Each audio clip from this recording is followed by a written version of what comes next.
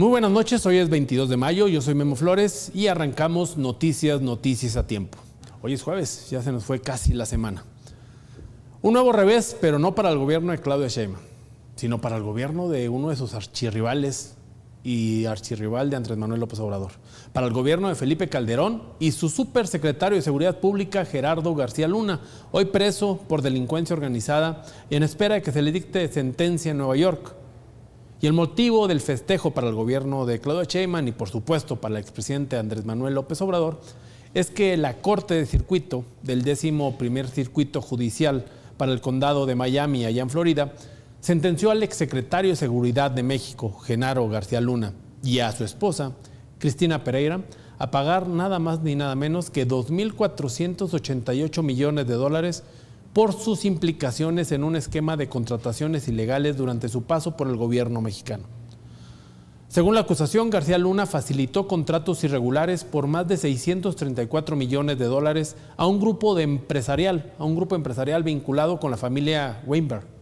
Recursos que luego habrían sido lavados a través de paraísos fiscales y usados para adquirir propiedades en Florida. Esta familia también está relacionada con la pareja del exdirector de la CFE, Manuel Bartlett, Julia Abdala. La Unidad de Inteligencia Financiera de México promovió la demanda asegurando 19 inmuebles y solicitando la recuperación de activos desviados. De los 28 bienes reclamados en Florida, 18 ya han sido vendidos, varios de ellos antes del inicio del litigio. Según la Unidad de Inteligencia Financiera, en el comunicado que lanzaron el día de hoy, se logró ingresar a las arcas de la Tesorería de la Federación, ya al día de hoy, cerca de $2 millones, más la entrega de una propiedad que está en administración por el momento del gobierno federal para su futura venta, que tiene un valor que ronda los $555.800. Una buena noticia para el gobierno de Claudia Sheinbaum y por supuesto para Andrés Manuel López Obrador. Y hablando de Claudia Sheinbaum, vamos con la conferencia matutina. El día de hoy no arrancó a tiempo. ¿Y por qué? No, ahora no fue porque fueron bloqueadas las puertas de Palacio Nacional como el día de ayer por los manifestantes de la Coordinadora Nacional de Trabajadores de la Educación. Fue porque Claudia Sheinbaum estaba en su séptima o octava llamada con su homólogo estadounidense Donald Trump. Más tarde mencionó que hablaron sobre comercio, discutieron sobre el acero y el aluminio, pero las remesas quedaron fuera de la conversación. Esta sería, como les comento, la sexta o séptima llamada entre ambos mandatarios. Porque tuvimos una llamada temprano con el presidente Trump. Mañana se va el secretario de Economía a Washington a tener una reunión y pues seguimos hablando sobre los temas comerciales. Nada en particular, sino seguimos negociando y con buena relación y buena comunicación. En la misma conferencia, el secretario de Economía, Marcelo Ebrard, presentó el decreto para crear un nuevo programa económico llamado Polos de Desarrollo. Se trata de un nuevo modelo para atraer inversiones privadas con incentivos fiscales en diferentes estados de la República. Y del bienestar o para el bienestar que nos ha indicado la presidenta Sheinbaum. Tiene que ver con desarrollo de sectores económicos estratégicos para nuestro país, que están ya establecidos en el Plan México. Tiene que ver con el desarrollo territorial en regiones estratégicas del país, es decir, que se tenga un desarrollo en todo México y no concentrado solo en algunas regiones. Tiene que ver con vincular procesos productivos y ayudar a las pequeñas y medianas empresas. Tiene que ver con el incremento en contenido nacional que se ha propuesto por parte del Plan México y sobre todo, lo más importante, que haya prosperidad compartida. Es decir, que si tenemos crecimiento y tenemos inversión, se traduzca en bienestar. Por eso los polos están vinculados al concepto de bienestar. Este decreto que presentó el secretario de Economía será publicado el próximo lunes en el Diario Oficial de la Federación. Incluirá este decreto facilidades operativas y el respaldo de los 3 niveles de gobierno para impulsar proyectos productivos. Habrá 14 polos en entidades claves: Quintana Roo, Campeche, Veracruz, Hidalgo, Puebla, Tlaxcala, Estado de México, Guanajuato, Michoacán, Sinaloa, Durango, Chihuahua y Tamaulipas. La licitación para su construcción comenzará de inmediato y estará a cargo de la Secretaría de la Marina. Además, el gobierno evalúa instalar 5 polos de desarrollo más: Yucatán, Guerrero, Coahuila, Sonora y uno segundo en Michoacán. De igual modo, el secretario de Economía comentó que hay 12 propuestas para ser estudiadas para evaluar nuevos polos, entre ellos uno en la capital del país. Marcelo Ebrard también habló de las inversiones extranjeras. Presentó una evaluación de la inversión directa en México desde el 2012 y aseguró que los 21.400 millones de dólares registrados en el primer trimestre de este año representan la cifra más alta de la historia. Dijo que pese al escenario de incertidumbre por el tema de los aranceles, principalmente de Donald Trump, hay buenas noticias para todo el país. Significa que tenemos más reinversión y más capital llegando a nuestro país por todas las vías. Es muy buena noticia. La siguiente, por favor. Y nada más una reflexión para cerrar. El máximo histórico de la etapa neoliberal en México fue en 2018 y fue 9.500 millones de dólares. 2018. Fue su máximo. En la cuarta transformación llegamos este año al máximo histórico, que son 21.400 millones de dólares de inversión extranjera directa. Creo que es muy buena noticia. Fanfarrias y hurras allá para el secretario de Economía. En más información relacionada con el tema de este supuesto nuevo impuesto a las remesas enviadas por mexicanos desde el extranjero, en Estados Unidos, Esteban Moctezuma informó a través de su cuenta X que el Comité de Reglas de la Cámara de Representantes aprobó una reducción del impuesto a las remesas, el cual pasará del 5% al 3.5% dentro del proyecto fiscal impulsado por el presidente de los Estados Unidos, Donald Trump. El embajador mexicano Moctezuma calificó la modificación como una buena noticia. En el mismo mensaje, el embajador informó que el proyecto también contempla recortes ampliados a programas de asistencia médica como Medicaid y la reducción de incentivos fiscales para energías limpias. Este jueves, la Cámara de Representantes de Estados Unidos aprobó el paquete fiscal con una votación de 215 a favor contra 214. El paquete pasará a su discusión y su siguiente aprobación en el Senado. Hay que recordar que esta misma semana un grupo de senadores mexicanos, hombres y mujeres, viajaron a Washington para dialogar con los legisladores y funcionarios estadounidenses con el único objetivo de frenar el impuesto a las remesas que envían migrantes desde Estados Unidos a otros países, incluyendo, por supuesto, México. Por su parte, la presidenta Claudia Sheinbaum Pardo reconoció la reducción del gravamen, pero subrayó que el objetivo del gobierno mexicano es eliminarlo por completo. Por lo pronto, la tasa del impuesto de las remesas tuvo una disminución del 5 al 3.5%. De todas maneras, nosotros no queremos que haya impuesto. Entonces, vamos a seguir trabajando, informando a todas y todos, pero es algo que pues vale la pena reconocer y vamos a seguir trabajando para que no haya ningún impuesto a las remesas que envían nuestros paisanos a sus familias en México. Hasta pareciera que no conocieran a Donald Trump. ¿Qué pasó con China? Le impuso un arancel que llegó al 147%, renegociaron y quedó en un 30% cuando antes no había nada. ¿Qué pasó con México? Le impone un arancel al tema del acero, al aluminio, a la industria automotriz y a todos los productos en general. Antes no había tratado de libre comercio y al final redujeron, todos contentos con un arancel menor. Pero lo que busca Donald Trump es establecer aranceles. Por la tarde del día de hoy, Marcelo Ebrard, en el Foro Empresarial de México-Italia, dijo que si bien ya se logró esta reducción, la reducción del impuesto a las remesas, lo que ellos buscan, como también lo compartió con la presidenta, es que se elimine y que falta una batalla más para eliminarlo. El Senado de la República en los Estados Unidos. Bueno, no creo que nadie diga que es una buena noticia. Lo que se dio a conocer es que se redujo de 5 a 3.5, pero el objetivo es que no haya. Falta todavía la batalla en el Senado. Ahora estamos totalmente en contra de esa disposición. Primero porque desde el punto de vista ético grabas a los más pobres. Y segundo, porque siento un precedente que va a llevar a medidas de reciprocidad entre todos los países, respecto también a Estados Unidos. Pero vamos a ver qué sucede en el Senado. El objetivo mexicano sería que no hubiese nada que pagar sobre remesas porque no es justo. En su visita de mañana a Washington, ¿será un tema a tocar? ¿Y qué otros temas estarán en la agenda? Con el Tesoro. Mañana me toca con los temas propiamente comerciales, acero, aluminio, el tema de la tarifa de fentanilo y migración, cuáles son los tiempos del USMCA, son los temas que... Y vámonos ahora con más información nacional. También tiene que ver algo Estados Unidos. El 11 de mayo pasado se difundió la información de que el gobierno de aquel país le había quitado la visa a Carlos Alberto Torres, para muchos desconocido. Pero bueno, es el esposo de Marina del Pilar, la gobernadora de Baja California. La información la dio a conocer ella misma. Ya pasaron casi 2 semanas y la gobernadora sigue sin saber por qué le quitaron la visa. Sobre decirte que he sido totalmente transparente, he anunciado lo que sé, lo que conozco, no ha habido más información, la información que ustedes conocen es la misma que yo conozco, no tengo más información.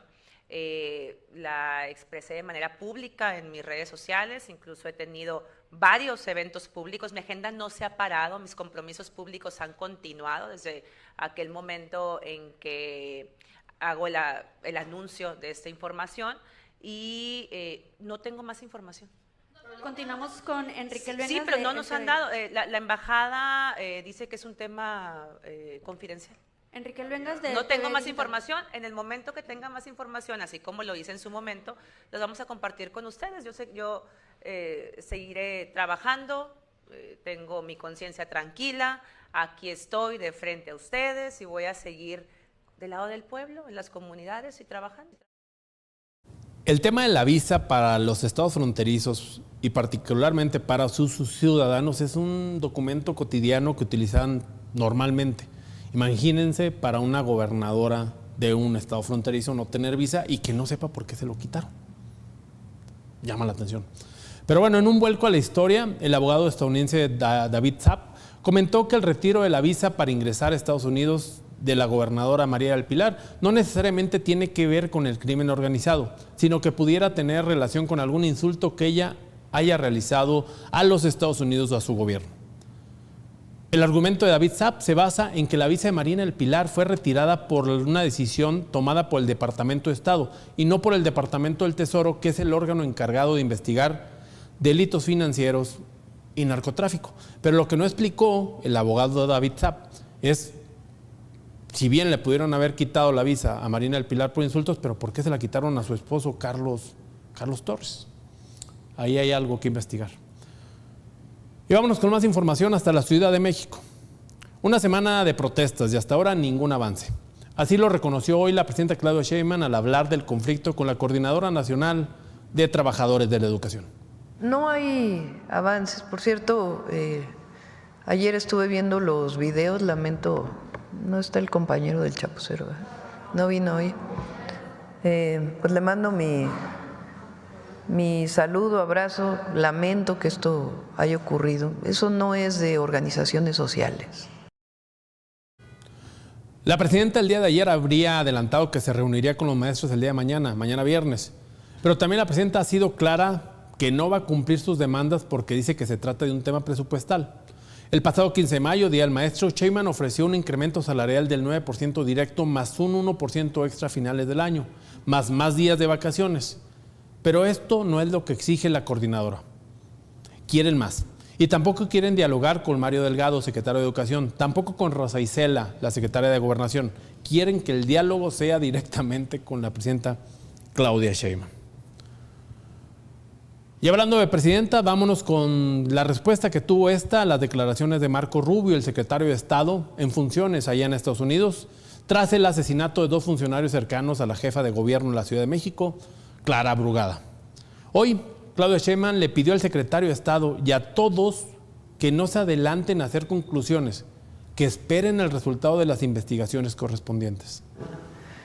A Marco Rubio, al secretario del Departamento de Estado, pues no adelantar. Se tienen que hacer las investigaciones para saber cuál es la causa, el motivo de este lamentable y trágico homicidio. Entonces no se pueden hacer ninguna especulación hasta que no haya todas las investigaciones. Presidenta, sobre Tranquilo, chato, casi le dice. Pero bueno, lo que está claro es que la violencia en este país es real y la violencia política también. El caso de los 2 colaboradores de Clara Brugada, asesinados en la Ciudad de México en pleno centro de la ciudad, no es un caso aislado. Es parte de una espiral de violencia que ha contaminado estas elecciones. En Veracruz la situación está fuera de control. Van 2 candidatos de Morena que han sido asesinados. Germán Arnuar y Yesenia Lara, en Tequistepec. En este último caso no fue solo un atentado, fue una masacre, 5 muertos y al menos 3 heridos más. En Actopan, a solo 50 kilómetros de la capital del estado, ejecutaron a un exalcalde y a un regidor. Ambos salían de un mitin político de Morena. Y esta semana, como lo platicamos el día de ayer, la periodista Bisac Douglas, fotógrafa de campaña de la candidata de Movimiento Ciudadano Xóchitl 3, murió tras un ataque contra la casa de campaña de la candidata. Que estamos viviendo en Juan Rodríguez Clara no es de ahorita, desde que me pronuncié como candidata desde marzo, me empezaron a llegar mensajes anónimos de amenazas, de intimidaciones, comentarios que andaban investigando dónde dormía yo en el municipio, y fue así cuando le solicité a la gobernadora que me pusiera seguridad. Gracias a Dios atendió al llamado, me asignó a 2 elementos y pues gracias a eso estamos vivos. Lamentablemente Abby pues no tuvo la misma suerte, pero nuevamente volví a hacer el llamado a la. Faltan menos de 10 días para las elecciones y vaya que ha habido momentos trágicos. Hasta el momento hay 75 candidatos, hombres y mujeres, que han solicitado la protección federal. En Veracruz se han identificado más de 70 focos rojos de seguridad. Y hoy, en Palacio Nacional, la presidenta Claudia Sheinbaum confirmó que la gobernadora de aquel estado, Rocío Nale, visitó Palacio Nacional para hablar de la vigilancia electoral en el próximo proceso electoral. Hemos ido a muy pocos estados para tener las mesas de seguridad allá. Ya haremos una gira para ello. Pero vienen muy seguidos los gobernadores a la reunión del Gabinete de Seguridad. Hoy, por ejemplo, estuvo la gobernadora de Veracruz en la mañana, Rocío Nale. Con ella vimos pues varios temas de Veracruz y en particular la vigilancia que se requiere, porque en Veracruz va a haber elecciones no solamente para el Poder Judicial, sino también para presidentes municipales. Sí ha estado en coordinación permanente, pero en particular pues es la vigilancia durante todo este periodo y el periodo pues ya directamente cercano al 1 de junio. Y así ha estado aquí pues prácticamente todos los gobernadores. Y vámonos con más información que tiene que ver con migrantes mexicanos, Estados Unidos y nuestro país. En un vuelo procedente de Texas, el gobierno de Donald Trump deportó a 8 migrantes que se encontraban en prisiones estadounidenses como parte de su política de deportación para personas condenadas por delitos violentos. Entre los deportados se encuentra el ciudadano mexicano Jesús Muñoz Gutiérrez, que de acuerdo con su ficha emitida por el Departamento de Seguridad, fue detenido por agentes del Servicio de Inmigración y Control de Aduanas en Miami. Fue condenado por asesinato en segundo grado y sentenciado a cadena perpetua. El mismo documento señala que se le emitió una orden final de deportación el 16 de junio del 2005.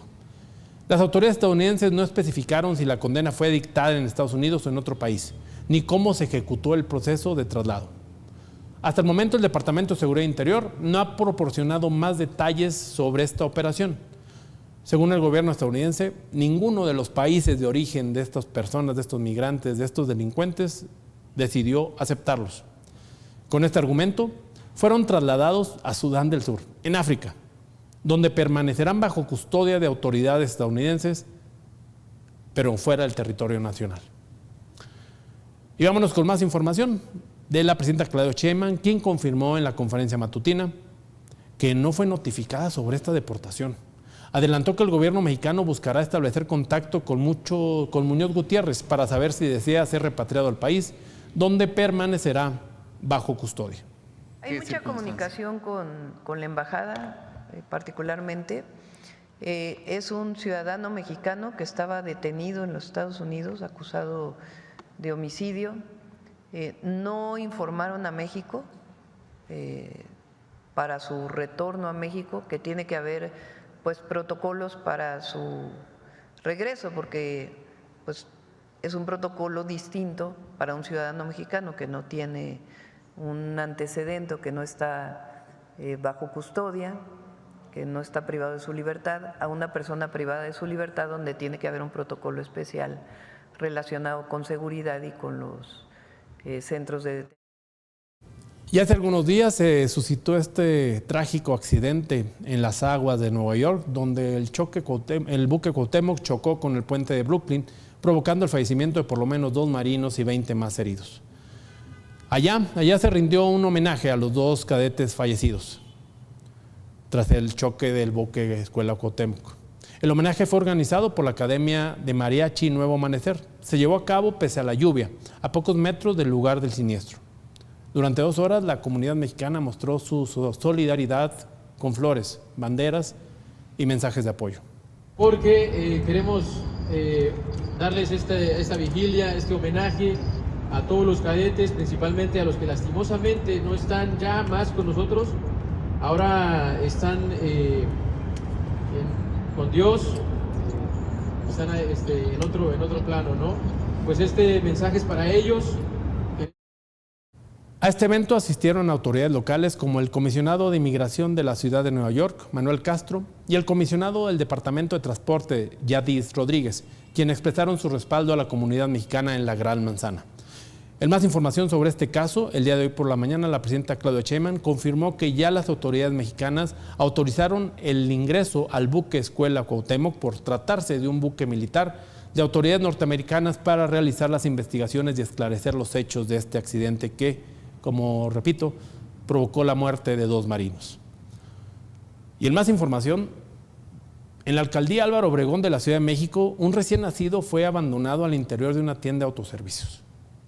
El llanto del bebé alertó a los empleados de seguridad, quienes encontraron al menor dentro de un bote de basura, dentro de una bolsa de plástico. El hallazgo ocurrió el miércoles por la tarde. Personal de la Policía Bancaria e Industrial ingresó a los baños y encontró al bebé de aproximadamente 8 meses de gestación en el bote de basura.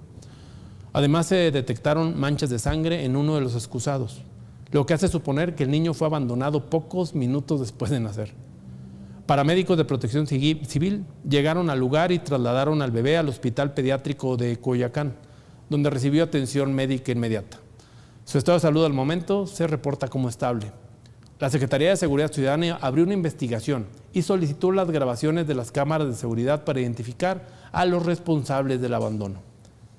Una vez que el bebé sea dado de alta, será trasladado a las instancias correspondientes para su resguardo. Y regresamos a Tijuana, a la tierra de Marina de Pilar, la gobernadora que no tiene visa. Una mujer fue asesinada al interior del Hospital General. Los responsables, 2 sujetos, se disfrazaron de enfermeros para cometer el crimen la tarde del miércoles. Las cámaras de videovigilancia del hospital captaron el momento en que uno de los agresores se recarga en la pared, afuera del área de urgencias, fingiendo hablar por teléfono. Tras unos segundos, cuando un hombre sale del área de urgencias, el sujeto ingresó, sacó un arma y atacó a la mujer. La mujer fue identificada como Wendy Martínez, de 39 años de edad, y había sido ingresada la tarde de ayer al hospital luego de sufrir un ataque armado que la dejó gravemente herida. Los matones llegaron a ultimarla al propio hospital. Y vamos con esta información desagradable que tiene que ver con menores de edad. No creíble que en estas épocas que vivimos todavía se den casos de esclavitud.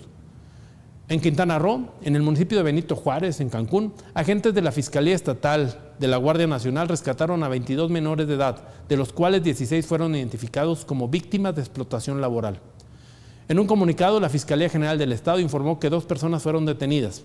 La intervención se dio luego del trabajo de investigación por parte de la Fiscalía Especializada para Combate de Delitos de Trata y Explotación de Niñas, Niños y Adolescentes, que permitió constatar que menores de edad, de entre los 10 y los 14 años de edad, vendían pozol, este tipo atole generado con una mezcla de agua, chocolate y otras mezclas, típico allá en el sur del país, que trabajaban arrastrando triciclos pesados durante jornadas de hasta 12 horas. Tras ubicar a los menores, los domicilios donde habitaban se solicitaron y obtuvieron órdenes de cateo para 4 inmuebles. En los operativos fueron rescatados 16 menores. Además, 6 niños más, de entre 1 mes y 7 años, hijos de los ahora detenidos. Los detenidos fueron identificados como Julio N. y Antonio N. De acuerdo con las primeras investigaciones, ambos se encargaban de reclutar menores en el municipio de San Juan Cancuco, Chiapas, mediante promesas de trabajo bien remunerados en Cancún. Una vez trasladados al municipio, los menores eran empleados en jornadas extensas, recibiendo 100 pesos diarios de sueldo, mientras que las ventas alcanzaban los 1,500 y 2,000 pesos diarios. Además, solo se les proporcionaba 2 comidas al día. Julio N. y Antonio N. quedaron a disposición del Ministerio Público por su presunta responsabilidad de hechos constitutivos del delito de trata de personas en su modalidad de explotación laboral. Y vámonos con información económica. En temas importantes, en la primera quincena de mayo la inflación al consumidor se escapó del objetivo del Banco de México por primera vez desde diciembre del 2024, al alcanzar una tasa anual del 4.22%. Aunque los analistas ya anticipaban un repunte en el dato final, este superó las proyecciones del mercado, lo que refuerza las señales de presión inflacionaria en la economía mexicana. En términos quincenales, el índice nacional de precios al consumidor subió 0.9%. Por componentes, los productos pecuarios, el ganado principalmente, fueron los que más se encarecieron, con una variación anual del 10.25%.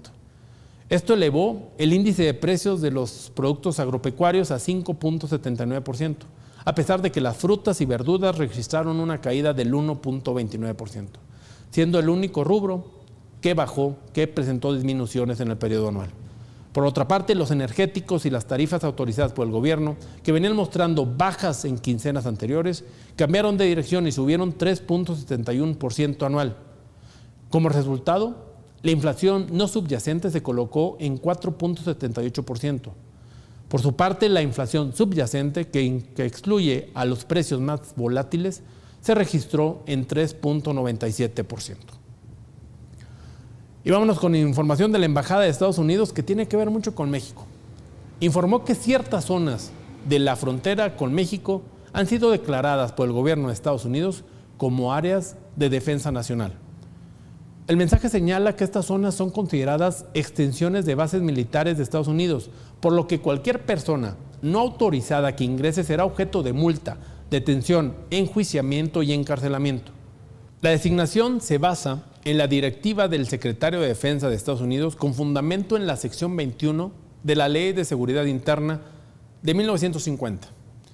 Con esta designación de las nuevas bases militares en la frontera con México, en esta zona se prohíbe el ingreso de vehículos, así como la toma de fotografías, anotaciones, dibujos de mapas o representaciones gráficas de las áreas o de las actividades realizadas en ellas, salvo autorización expresa del Departamento de Defensa.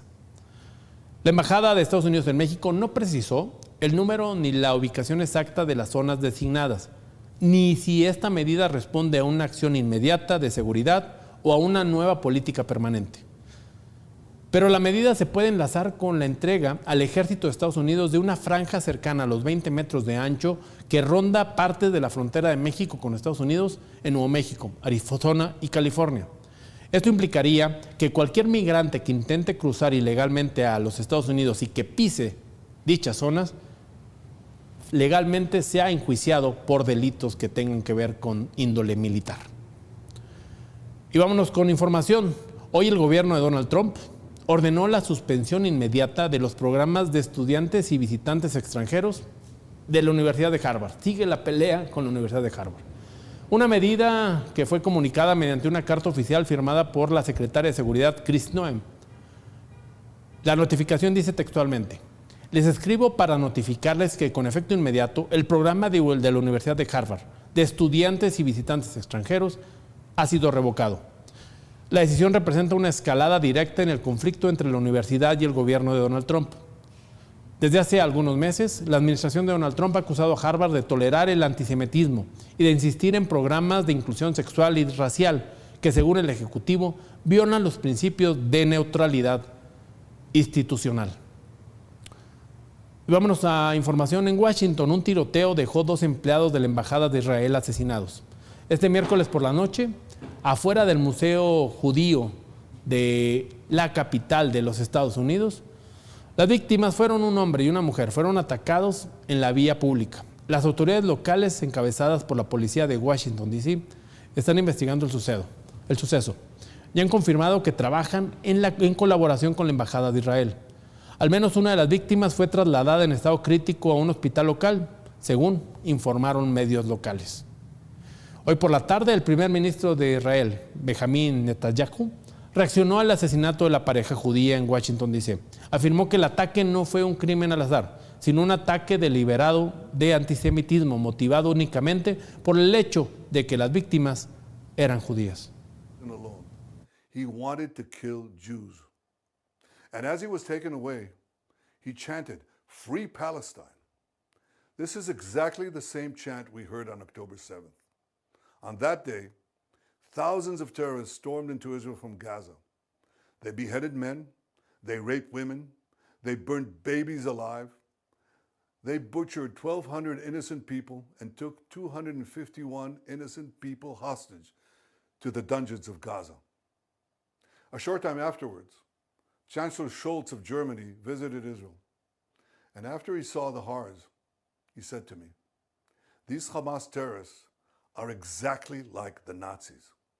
He was right.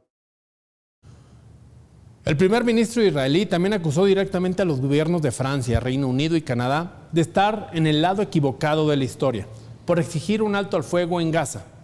Según Netanyahu, estas posturas equivalen a fortalecer Hamas y permitir que este grupo se reconstruya para eventualmente repetir ataques como el del 7 de octubre. También calificó de hipócrita la narrativa internacional sobre una crisis humanitaria en Gaza. Negó que Israel esté matando de hambre a la población civil y cuestionó las cifras sobre mortalidad infantil difundidas por funcionarios de la ONU. Netanyahu concluyó que mientras el mundo se traga propaganda de Hamas, continúan los ataques contra judíos en distintas partes del mundo, como lo ocurrido en Washington, D.C. Y para finalizar el programa, vámonos con información de Disney, y no es amena. La empresa de entretenimiento suspendió a cerca de 45 empleados venezolanos en sus parques en Estados Unidos, luego del fallo de la Corte Suprema que autoriza al presidente de Estados Unidos a eliminar el estatus de protección temporal para ciudadanos venezolanos. Los trabajadores fueron puestos en licencia sin goce de sueldo, aunque mantendrán algunos beneficios básicos. Esto lo informó un portavoz de la empresa. La misma empresa detalló que en parques, que estos trabajadores trabajaban en diferentes parques de Walt Disney, incluidos el parque en Florida, como sede principal, en un estado donde reside casi la mitad de los más de 640,000 venezolanos que viven en Estados Unidos. Sigue el ataque permanente contra la comunidad migrante, no solo mexicana, sino de todo el mundo en Estados Unidos por el gobierno de Donald Trump. Y que tengan ustedes una excelente noche. Eso fue todo por el día de hoy. Ya están ustedes bien informados. Nos vemos el día de mañana en punto de las 8 de la mañana para terminar esta semana con A Tiempo Matutino y a la 1 de la tarde A Tiempo Central. Yo soy Memo Flores. Que tengan ustedes excelente noche.